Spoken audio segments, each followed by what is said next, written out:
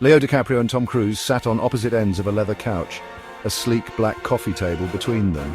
Blueprints were sprawled out, covered in scribbles and half-eaten canapes. "All right, Tom," Leo said, running a hand through his hair.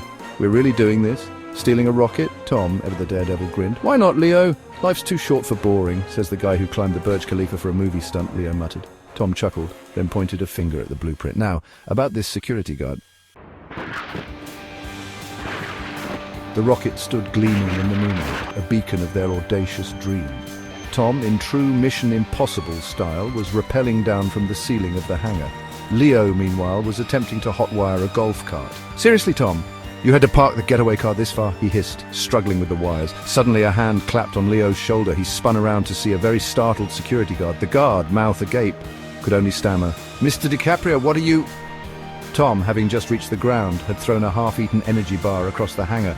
It hit the guard square in the face, knocking him out cold. "Problem solved," Tom said with a shrug, dusting off his hands. They were inside the rocket, strapped in and blasting off before they could second-guess themselves. Suddenly, a screen flickered to life. A familiar face with a knowing smirk appeared. It was Elon Musk.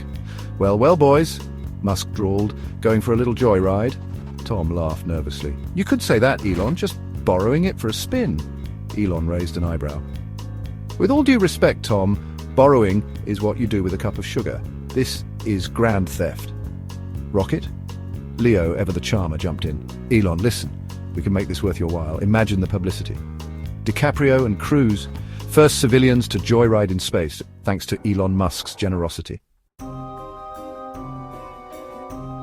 The rocket soared through space, a silver streak against the inky canvas of stars. Tom whooped with glee while Leo clung to his seat, his face a mixture of terror and exhilaration. Back on Earth, news channels were exploding. "DiCaprio and Cruise space cowboys or space criminals," one headline screamed. "And Elon?" He was on the phone, a broad grin on his face. "Get marketing on the line. We've got a new ad campaign."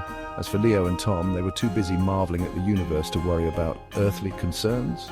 Besides, how mad could people be? They were living everyone's childhood dream, even if it meant a little legal trouble when they got back. After all, they were movie stars, not astronauts, right?